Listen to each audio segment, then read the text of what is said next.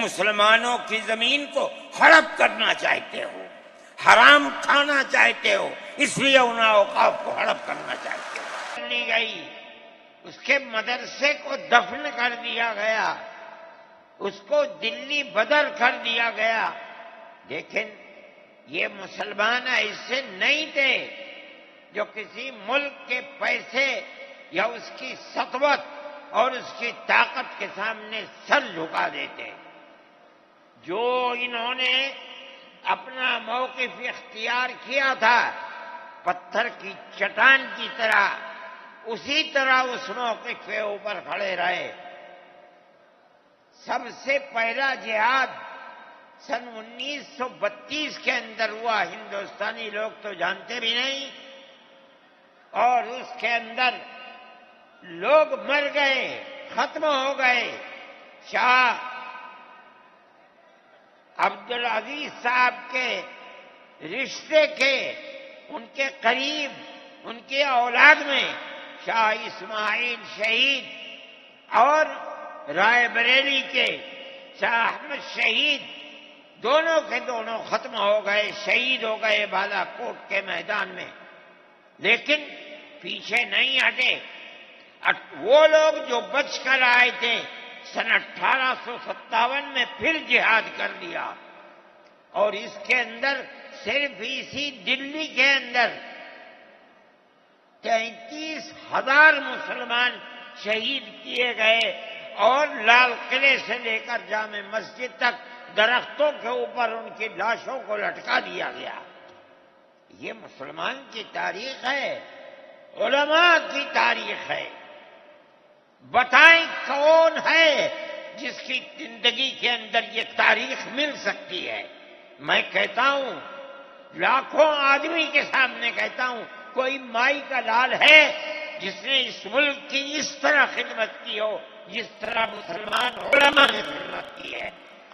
میرے بھائی، جمعیت علماء انہی مجاہدین کی بنائی ہوئی جماعت ہے۔ ہم تو ان کے جوتے سیدھے کرنے والے ہیں۔ ہمارا کیا کام ہے؟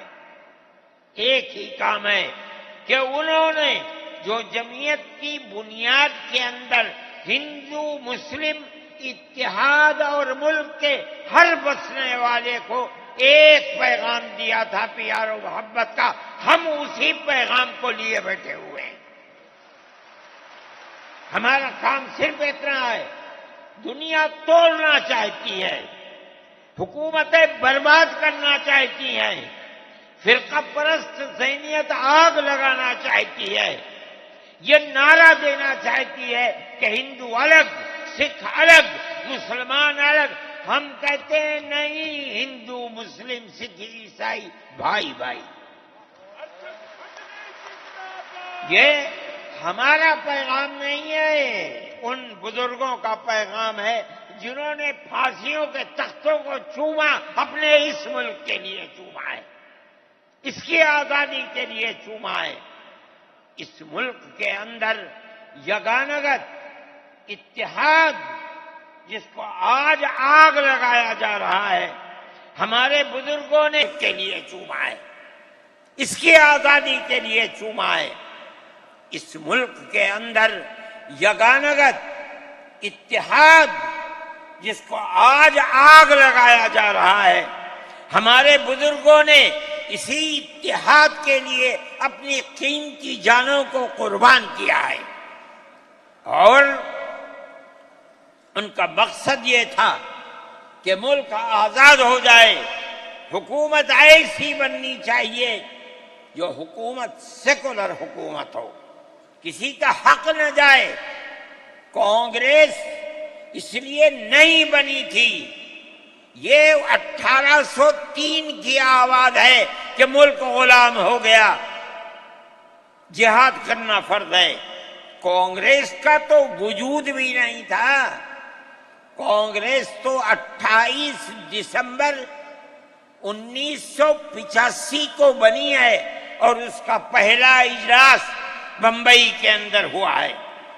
آپ لوگ سمجھیں اس کو، کانگریس ملک کو آزاد کرانے کے لیے نہیں بنی تھی، کانگریس کی تجویز موجود ہے. وہ کہتے ہیں کہ ہندو مسلم ملک کے بسنے والوں کی اس جنگ و جدال سے دو جہاد، سن 32 کا 1857 کا، اس جہاد کے نتیجے میں جو برطانیہ کی حکومت اور ہندوستان کی حکومت میں دوری پیدا ہو گئی ہے، کانگریس کا مقصد تھا کہ اس دوری کو ختم کر دیا جائے، ملک کو اپنے گردن سے زنجیر غلامی کی نکال کر توڑ دیا جائے. کانگریس کا مقصد نہیں تھا. میں آپ سے کہتا ہوں یہ بات ہے اور کانگریس کی تجویز میں موجود ہے، کوئی اس کی تردید نہیں کر سکتا. کسی نے حضرت گنگوہی رحمت اللہ علیہ سے پوچھا کہ ایک جماعت بنی ہے جو ہندوؤں نے بنائی ہے انگریز کے ساتھ مل کر، کیا مسلمان اس جماعت میں شریک ہو سکتا ہے؟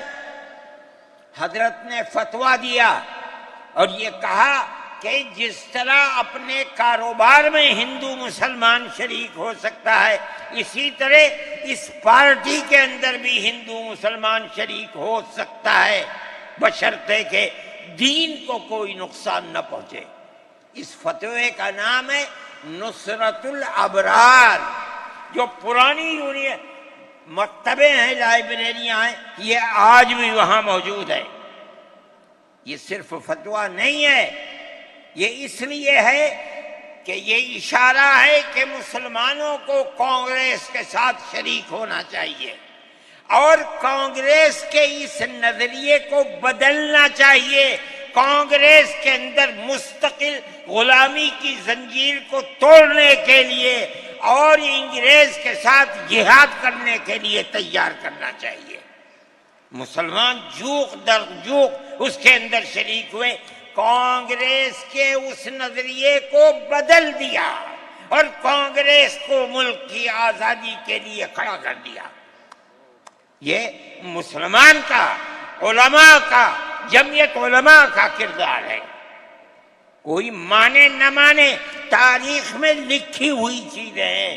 ہم سے پوچھے، ہم وہ تاریخ کی لکھی ہوئی چیزیں لیں گے. ہماری تاریخ کو مٹا دیا گیا. وہ طبقہ جو آج ملک کے اندر اسلام اور مسلمانوں کو دفن کرنا چاہتا ہے، وہ ہماری تاریخ کو دفن کرنے کے اندر کامیاب ہو گیا. مگر ہم کہتے ہیں یہ ہماری تاریخ ہے. میرے بھائی، ملک اسی طرح چلتا رہا. جیسے جیسے آزادی قریب آتی رہی، جمعیت علماء ہند وہ تنہا ایک جماعت تھی جو برابر موتی لال نہرو، جواہر لال نہرو، گاندھی جی سے یہ بات کہتی رہی کہ ہمیں ضمانت دو. ہم 143 سال ہیں ہماری زندگی، جہاد کی زندگی، ہمیں یہ ضمانت دو کہ ملک آزاد ہوگا تو اس کا کردار سیکولر کردار ہوگا، دستور سیکولر دستور ہوگا، جس کے اندر ہندو، مسلمان، سکھ، پارسی، عیسائی ہر ایک کو اپنے مذہب کے ساتھ جینے کا حق ہوگا اور حکومت کا کوئی مذہب نہیں ہوگا. ہمارے پاس تجویزیں موجود ہیں. برابر ہمیں مفتی کفایت اللہ صاحب جو جمعیت علماء کے اس وقت صدر تھے، نام لے کر ان کے پاس موتی لال نہرو، گاندھی جی، یہ لوگ اپنی ورکنگ کمیٹیوں کی تجاویز بھیجتے ہیں. مفتی صاحب کرم فرما، مفتی صاحب یہ ہے کہ ہمارا ملک جب آزاد ہوگا ہم گارنٹی دیتے ہیں کہ ملک سیکولر ملک ہوگا. اس کا کیا مطلب ہے؟ ہمارا کردار، ہمارا مذہب، ہمارا وقت، ہر چیز آزاد رہے گا. مسلمان جس طرح چاہے گا اپنی زندگی گزارے گا، اپنے مذہب کو سینے سے لگا کر زندگی گزارے گا. میں یہ بات صرف ہوائی نہیں کہہ رہا ہوں، آپ غور سے اس تحریر کا ایک ایک لفظ سنیں. ہری پور ضلع سورت کا اجلاس عام جو 19، 20، 21 فروری 1938 میں 47 میں ملک آزاد ہوا، یہ اجلاس 1938 میں، اس سے بھی 9 سال پہلے، یعنی آج کے مقابلے میں 80 سال پہلے یہ اجلاس ہوا تھا۔ اس کے اندر تجویز دیکھیے آپ، ورکنگ کمیٹی نے 1937 میں اپنی کلکتے کی میٹنگ میں اقلیتوں کے حقوق پر جو تجویز پاس کی تھی اسے یہ کانگریس منظور کرتی ہے، اس وقت کی بات ہے، اور نئے سرے سے اعلان کرتی ہے کہ ہندوستان کی اقلیتوں کے تمدنی، مذہبی اور لسانی حقوق کی حفاظت کرنا کانگریس کا پہلا فرض اور بنیادی پالیسی ہے، تاکہ حکومت کی کسی بھی ایسی اسکیم میں جس میں کانگریس شریک ہو، اقلیتوں کو ترقی اور نشو و نما کا زیادہ سے زیادہ موقع مل سکے۔ آپ الفاظ پر غور کیجئے، اور وہ قوم کی سیاسی، اقتصادی اور کلچرل زندگی میں پورا حصہ لے سکے۔ اس کے بعد اس بنیاد پر مسلمانوں کو مطمئن رہنا چاہیے کہ آزاد ہندوستان کی حکومت میں ان کا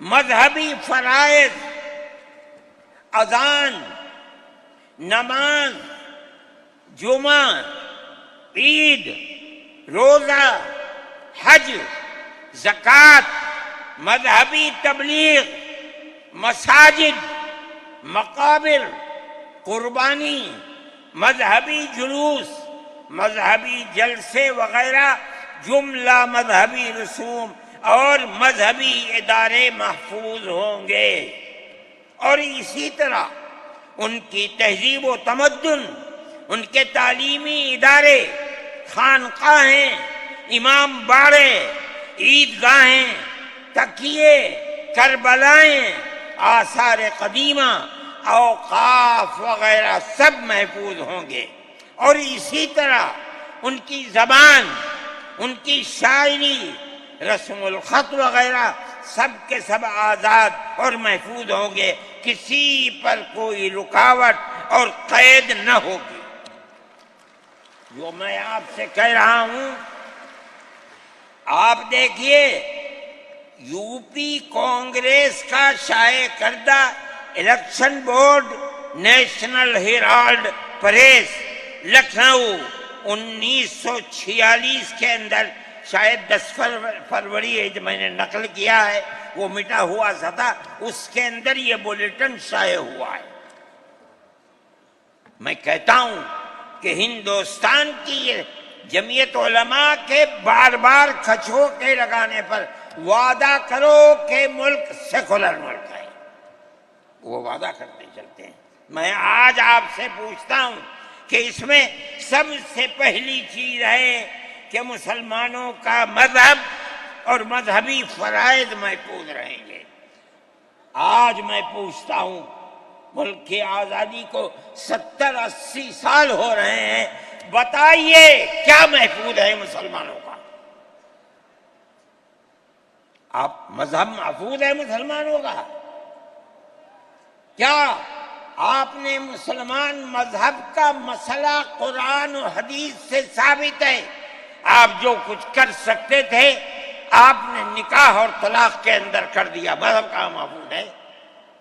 آپ کی حکومت اتراکھنڈ میں ہے، آپ یکساں سول کوڈ، یعنی کوئی تعلق مسلمان کا مذہب سے نہیں ہوگا، گورنمنٹ جو قائم کرے گی اس کے اوپر مسلمان کو چلنا ہوگا۔ کہاں کا سیکولرزم ہے؟ کیا مسلمان اس پر اطمینان کر سکتا ہے؟ آپ کی زندگی اور آپ کی حکومت کا بنیادی ناپاک پتھر یہ ہے کہ مسلمان کو اپنے مذہب سے آپ دور کر دیں۔ کیا آپ اسے قبول کریں گے؟ یہ آج کی حکومت کا یہ مسئلہ ہے. مذہبی فرائض کہاں کے آپ زندہ رہ گئے؟ آج آپ نے مسئلہ بنایا ہے کہ اتراکھنڈ کی ریاست اور شہروں کے اندر مسلمان جو 50 سال سے آباد ہے، آباد بھی نہیں رہ سکے گا. یہ آپ کا کردار ہے، یہ تصویر ہے، اور ناپاک تصویر ہے. ہم کہتے ہیں جس تصویر کو آپ پیش کر رہے ہیں یہ تصویر سیکولر دستور کی تصویر نہیں ہے. ہمارا آج کا یہ کنونشن سیکولر دستور کی حفاظت کے لیے ہے. کہاں ہے جی؟ کیا کر رہے ہو؟ اس ملک کو، ملک میں رہنے والوں کے لیے جہنم بنا رہے ہو. جمعیت علماء اس کو قبول نہیں کرتی.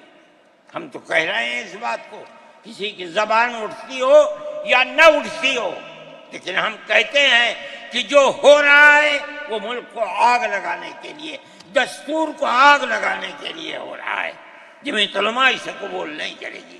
اگر جمعیت علماء نے اس بدترین حکومت جو یہ کہتی تھی کہ ہماری حکومت میں سورج نہیں ڈوبتا، جمعیت علماء نے کبھی اس کے سامنے سر نہیں جھکایا ہے، اس کے بعد ہم کس کے سامنے سر جھکائیں گے؟ ہمارا سر صرف ایک اللہ کے سامنے جھکتا ہے اور کسی کے سامنے نہیں جھکتا. میرے بھائی، آپ ایک اس کو لیتے ہیں، میں کہتا ہوں اے کیا بیٹھا، آپ کیا کہتے ہیں؟ اس کے اندر جہاں ہے وہاں اسی طریقے سے اوقاف وغیرہ سب محفوظ ہوں گے. اوقاف محفوظ ہیں. یہ آپ کے سامنے حضرت مولانا بیٹھے ہوئے ہیں، تقریر کی ہے. اوقاف کو ہڑپنا چاہتے ہیں. ہماری مسجدیں اسی دلی کے اندر 400 500 سال کی مسجدیں ہیں، جس میں جمعیت علماء کا دفتر بنا ہوا ہے. عبد النبی اکبر کے زمانے کی مسجد ہے. اور کتنی مسجدیں ہیں جن کے پاس اوقاف، اللہ اکبر، لاکھوں کروڑ کے اوقاف ہیں. جونپور میں جا کر کے دیکھو کیسی مسجدیں ہیں. دلی کے قرب و جوار میں دیکھو کتنی بڑی بڑی مسجدیں ہیں. ہندوستان کا وہ طبقہ جو ان مساجد کے اوقاف کو ہڑپ کرنا چاہتا ہے، کہتا ہے اگر کسی وقف زمین یا مسجد یا کسی بھی چیز کے کاغذات وقف کے نہیں آئیں اس کو وقف نہیں مانا جائے گا. کون 500 سال پرانے کاغذات لا کر کے پیش کر دے گا؟ قانون یہ تھا کہ جو مسجد بنی ہے، جو وقف پر بنتی ہے وہ وقف ہے. آپ کو کیا درد ہے کہ آپ اس وقف کو ختم کرتے ہیں؟ اس کا مطلب ہے مسلمانوں کی زمین کو ہڑپ کرنا چاہتے ہو، حرام کھانا چاہتے ہو، اس لیے ان اوقاف کو ہڑپ کرنا چاہتے ہو. ہم اس کو قبول نہیں کرتے. اوقاف ہمارے آباء و اجداد کے کیے ہوئے ہیں. اوقاف اللہ کی ملکیت میں دیے ہوئے ہیں. مسجدیں بنی ہوئی ہیں، آپ ان کی حفاظت کیجئے، اس لیے کہ ہم اس ملک کے رہنے والے ہیں. ہم باہر سے آئے ہوئے نہیں ہیں. اگر ہندو گوجر ہے مسلمان بھی گوجر ہے، اگر ہندو جاٹ ہے مسلمان بھی جاٹ ہے، اگر ہندو راجپوت ہے مسلمان بھی راجپوت ہے. جاؤ دیکھو کشمیر کے اندر، اگر ہندو برہمن ہے مسلمان بھی برہمن ہے. ہم اسی ملک کے رہنے والے ہیں. کسی کو اچھا لگا یہ مذہب وہ اس مذہب میں چلا گیا، کسی کو یہ مذہب اچھا لگا وہ اس مذہب میں چلا گیا. کیا مذہب کی بنیاد پر اس ملک کے اندر آپ ہمیں جینے کا حق نہیں دیں گے؟ ہم اپنے جینے کا حق کو لیں گے. آپ نے جس سیاست کو اختیار کیا، آپ 2 الیکشن پہلے دیکھیے کس قوت کے ساتھ بی جے پی آئی تھی. آپ نے جس پالیسی کو اختیار کیا، سیکولرزم کو آگ لگانی چاہیے، اس کا نتیجہ اس الیکشن میں کیا ہوا؟ بی جے پی ہار گئی۔ میں کہتا ہوں کہ اگر چندرا بابو نائیڈو کی بیساکھی نہ ہوتی اور ادھر نتیش کمار کی بیساکھی نہ ہوتی تو بی جے پی گورنمنٹ نہیں بنا سکتی تھی۔ کیوں ہوا؟ وہ جو 14 سال پہلے اتنی قوت کے ساتھ آئی تھی کہ لگتا تھا کسی دوسری جماعت کا چراغ ہی نہیں جل رہا ہے، وہ چراغ آج بجھ کیسے گیا؟ اس پالیسی کی وجہ سے۔ ملک کی پالیسی اگر بھائی بھائی کی ہوگی ملک زندہ رہے گا۔ ایک باپ کی اولاد 5 4 3 اگر پیار و محبت کے ساتھ رہیں گے وہ گھر آباد رہے گا، اگر دشمنی ہوگی سب برباد ہو جائیں گے۔ ہماری یہ پالیسی ہے کہ ہندو، مسلمان، سکھ، عیسائی سب ایک دوسرے کے ساتھ بھائی بھائی ہیں۔ آپ اس پالیسی کو کیوں مخالفت کرتے ہیں؟ ہم اسی طرح چلتے ہیں۔ جمعیت علماء ہند کا یہی کردار ہے،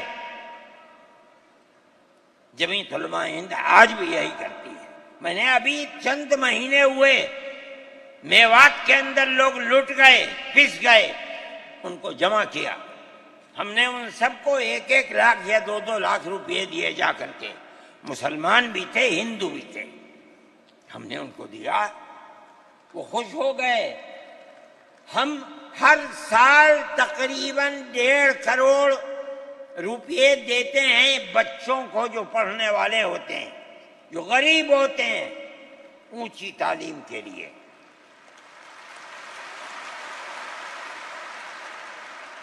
اس کے اندر مسلمان بچے بھی ہوتے ہیں، ہندو بچے بھی ہوتے ہیں۔ جمعیت علماء ہر ایک کی مدد کرتی ہے۔ بنیاد نہ بنائیں اور وہ جو گھروں سے باہر نکلے ان پر نقض امن کی بنیاد۔ آج بنگلور کے اندر جو یہ واقعہ 3 سال پہلے ہوا تھا، جو کرنے والا تھا وہ آزاد پھر رہا ہے، اور میں سمجھتا ہوں کہ 63 یا 64 لوگ 3 سال سے جیلوں کے اندر پڑے ہوئے ہیں، صرف اس لیے کہ جو نقض امن کرنے والا ہے اسے تو آپ نے آزاد چھوڑ دیا، اور جو احتجاج کرنے والے تھے ان سے آپ کو جیل میں بھر دیا۔ ہم اس چیز کو اس ملک کے امن کے خلاف سمجھتے ہیں۔ میرے بھائی، بلڈوزر چلانا یہ بھی ایک چیز تھی۔ آپ قانون کے خلاف ہونے پر بلڈوزر چلاتے ہیں، چاہے ہندو کا گھر ہو، چاہے مسلمان کا گھر ہو، چاہے عیسائی کا گھر ہو، ہم اسے بھی برا سمجھتے ہیں۔ آپ نوٹس دیجئے، چند دن کی مہلت دیجئے، کل آپ نے نوٹس لگایا آج لگا دیں، خراب ہے۔ لیکن آپ دیکھ لیجئے 95% گھر مسلمانوں کے ہیں، پوری روڈ کے اوپر، جہاں مکانات کہتے ہیں کہ اپنی جگہ سے بڑھے ہوئے ہیں، مسلمانوں کے بھی ہیں، ہندوؤں کے بھی مکانات ہیں۔ آپ صرف مسلمان کے مکان توڑ دیں، پھر دوسری مصیبت کیا ہے کہ اس مکان کے اندر مان لیجئے بوڑھے ماں باپ رہتے ہیں، جس کو آپ نے پکڑا ہے، کوئی غلطی ہوئی ہے، اس کے بیوی اور بچے رہتے ہیں اس مکان میں، غلطی اس ایک آدمی سے ہوئی، آپ پورے مکان کو گرا دیں، ماں باپ کہاں جائیں گے؟ ایسے مکانات کو گرا دیا جس میں وہ کرائے پر رہتے تھے، وہ ان کا مکان بھی نہیں، آپ نے گرا دیا۔ ہم اس کے خلاف، ہم یہ سمجھتے ہیں کہ گورنمنٹ کا یہ عمل ملک کے دستور اور آئین کے خلاف ہے۔ اس لیے جمعیت علماء ان تمام چیزوں کے اوپر نکیر کرتی ہے، اور ہم یہ سمجھتے ہیں کہ اگر یہ ملک زندہ رہے گا تو اخوت و ہمدردی اور پیار و محبت کے ساتھ زندہ رہے گا۔ جمعیت علماء کی یہ پالیسی ہے، ہم سب کو ساتھ لے کر چلتے ہیں، کسی کی مخالفت نہیں۔ یہ پنڈت جی بیٹھے تھے، شاید چلے گئے، تھک کے آئے، استنجے کو گئے کہ اتنا بڑا ٹیکا لگا ہوا ہے، کہنے لگا میں تو آیا ہوں جلسے میں شریک ہوں گا۔ میں نے کہا کوئی دیکھے گا تو کیا کہے گا؟ جی کہنے دو جو چاہے کہے، میرے تعلقات سب سے ہیں، میں ہر ایک سے اپنے تعلقات، چاہے کوئی ہندو ہو چاہے مسلمان ہو، میں نے اپنے بچپن میں دیکھا ہے کہ حضرت رحمۃ اللہ علیہ کے پاس ہندو بھی آتے تھے، مسلمان بھی آتے تھے۔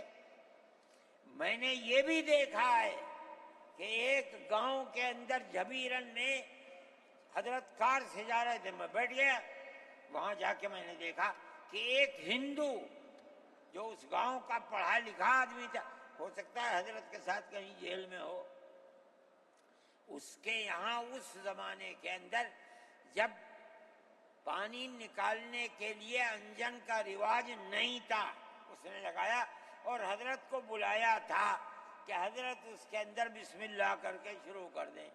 حضرت کا بڑھاپا تھا، وہ اسے چلانے، تو وہ بھی لگا اور بھی لوگ لگے اور حضرت بھی لگے اور اسے چلایا اور پانی نکلنے لگا۔ یہ تعلقات تھے، ہم آج بھی اسی کے اوپر قائم ہیں۔ بغیر پیار و محبت کے ملک نہیں چلے گا، آپ کو یہ چلانا پڑے گا۔ آپ اسلام اور مسلمان کی مخالفت کریں اور اسے برباد کریں، یہ چیز نہیں چلے گی۔ میں اس سلسلے کے اندر جو گٹھ بندھن کی پالیسی ہے میں اس کو اچھا سمجھتا ہوں۔ ایک طرف تو یہ کردار ہے گورنمنٹ کا جو آپ کے سامنے پیش کیا جا رہا ہے، دوسری چیز الیکشن کے زمانے کے اندر جو انڈیا گٹھ بندھن نے اپنا مینیفیسٹو شائع کیا، میرے پاس یہ چیز پہنچی کہ راہل گاندھی جی نے یہ کہا ہے کہ ہماری حکومت اگر بنے گی تو ہم ہر اقلیت کو اپنے مذہب کے اوپر چلنے کی آزادی دیں گے۔ میں نے ان کی اس بات کو قدر کی نظر سے دیکھا اور میں نے یہ اعلان کیا کہ اس اعلان کے بعد مسلمان کو اس گٹھ بندھن کی جس میں رہ کر اس کو آزادی ملتی ہے اپنے مذہب کی، اس کو ووٹ دینا اپنے ملک اپنے دین کی حفاظت کے مرادف ہے۔ اور مجھے بڑی خوشی ہے کہ سارے ہندوستان کے مسلمانوں نے ایک جٹ ہو کر کے گٹھ بندھن کو ووٹ دیا اور گٹھ بندھن اس طرح سے آگے نکلا اور بی جے پی ہار گئی۔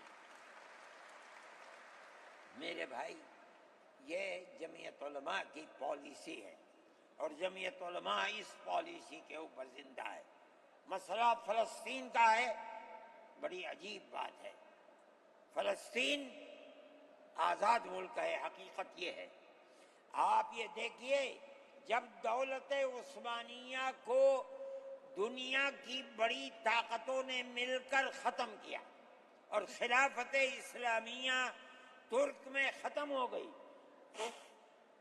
تو امریکہ، روس، برطانیہ، انہوں نے مل کر ایک یہودی حکومت قائم کی، اسرائیل کہتے ہیں۔ اس کی ایک حدود اربع تھی، اس کے اندر فلسطین یعنی بیت المقدس نہیں تھا۔ جب بڑا اسرائیل ہو گیا، امریکہ اس کا سرپرست بن گیا۔ اب اسرائیل نے آگے بڑھ کر فلسطین کے اندر اپنے پیر جمائے اور بیت المقدس کو لینا چاہا۔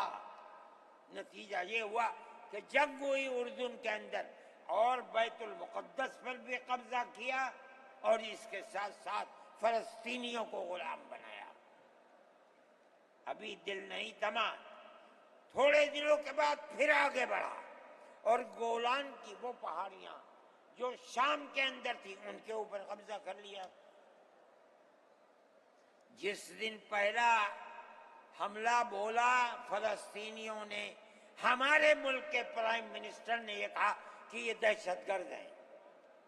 مجھے بڑا افسوس ہوا کہ یہ تاریخ ہی دنیا کی نہیں جانتے۔ ایسا لگتا ہے جیسے انہوں نے دنیا کو دیکھا ہی نہیں۔ میں نے اعلان دیا، میں نے یہ کہا کہ جو یہ کہتے ہیں کہ یہ دہشت گرد ہیں، اگر یہ دہشت گرد ہیں اور غلامی کی زنجیروں کو توڑنا، یہ دہشت گردی ہے۔ گاندھی جی بھی دہشت گرد تھے، نہرو بھی دہشت گرد تھے، ہمارے اکابر بھی دہشت گرد تھے۔ یہ ایسی بات ہے جس کی کوئی تعویل نہیں ہو سکتی۔ اللہ کا فضل ہے، اس کے بعد سے آج تک کبھی یہ نہیں کہا گیا کہ دہشت گرد ہے۔ لیکن مجھے افسوس ہے، میں نہیں مانتا ہوں اس بات کو، لیکن ہندوستان کی یہ غلط پالیسی اگر ہے، میں گیا عرب تو میں نے لوگوں سے یہ سنا کہ ہندوستان کا بارود فلسطینیوں کے مارنے کے لیے اسرائیل میں ہو رہا ہے استعمال۔ کہنے والوں نے کہا کہ ہندوستان کے فوجی بھی اسرائیل کے ساتھ لڑ رہے ہیں۔ میں اس کی تصدیق نہیں کر سکا ہوں، اتنے میں بات نہیں، مگر میں یہ کہتا ہوں کہ کھل کر پالیسی ہونی چاہیے۔ آپ اگر فلسطینیوں کے قتل عام پر راضی، امریکہ کی طرح کہیے کہ ہماری فوجیں اسرائیل کے ساتھ، آپ بھی کہیے کہ ہماری فوجیں لڑ رہی ہیں، اور اگر نہیں ہے اپنے دامن کو پاک کیجیے۔ میں یہ سمجھتا ہوں کہ اس طرح کا قتل عام کہ ساری دنیا ایک طرف کھڑی ہوئی ہے، لیکن یہودی طاقت کے ساتھ کیونکہ سر پر امریکہ ہے، تجویز آتی ہیں اسرائیل کے، نہیں، اسرائیل کے خلاف نمبر 2 پر ہے، سب سے پہلی تجویز امریکہ کے خلاف آنی چاہیے، اس لیے کہ جو بم برس رہے ہیں وہ امریکہ کے ہیں، جو فوج لڑ رہی ہے وہ امریکہ کی ہے۔ اسرائیل کے پاس کتنا ہے؟ جو طاقت ہے وہ بڑی طاقتوں کی دین ہے، اسی بنیاد کے اوپر ساری دنیا کے اندر احتجاج ہو رہا ہے، مگر وہ احتجاج قابل توجہ نہیں ہے۔ جمعیت علماء ان مسائل کو سمجھتی ہے، ہم نے اپنی بات آپ سے کہی ہے، مسلمان اپنے نظریات، اپنے خیالات کو صحیح کرے اور اس نہج کے اوپر چلے۔ میں پھر کہتا ہوں، آپ ہندو مسلم اتحاد، آپ جس گاؤں میں ہیں وہاں اتحاد رکھیے، اپنے کھیت میں ہیں وہاں اتحاد رکھیے، بازار میں بیٹھے ہیں وہاں اتحاد رکھیے، جہاں دنیا کے اندر ہے مذہب کی بنیاد پر نہیں، ہندو مسلم بھائی بھائی اسی اتحاد کی بنیاد کے اوپر چلیے۔ اگر آپ چلیں گے تو آپ اپنے ملک کے وفادار ہیں اور آپ صحیح راستے پر چلنے والے ہیں، اور اگر آپ وہ پالیسی خدا نخواستہ جو فرقہ پرست نظریے کی پالیسی ہے، اگر آپ اسے اپنائیں گے ملک تباہ ہو جائے گا، برباد ہو جائے گا۔ میں انہی نظریات کے ساتھ آپ حضرات سے اجازت لیتا ہوں اور اپنے ان احباب کا شکریہ ادا کرتا ہوں جنہوں نے توجہ دلا کر گھر گھر جا کر اپنے بھائیوں کو اس اجلاس میں آنے کے لیے آمادہ کیا ہے، جمعیت علماء کا پیغام پہنچایا ہے، اور ان لوگوں نے یہاں آ کر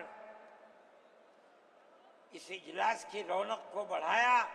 میں شہر دلی کے ان لوگوں کو جنہوں نے 25,000 لوگوں کو جو سیدھے رام لیلا گراؤنڈ میں پہنچے تھے ان کے ناشتے کا بندوبست کیا، اور جمعیت علماء کے آواز پر آنے والوں کے لیے محبت کا معاملہ کیا، میں ان کو بھی دلی شکریہ ادا کرتا ہوں۔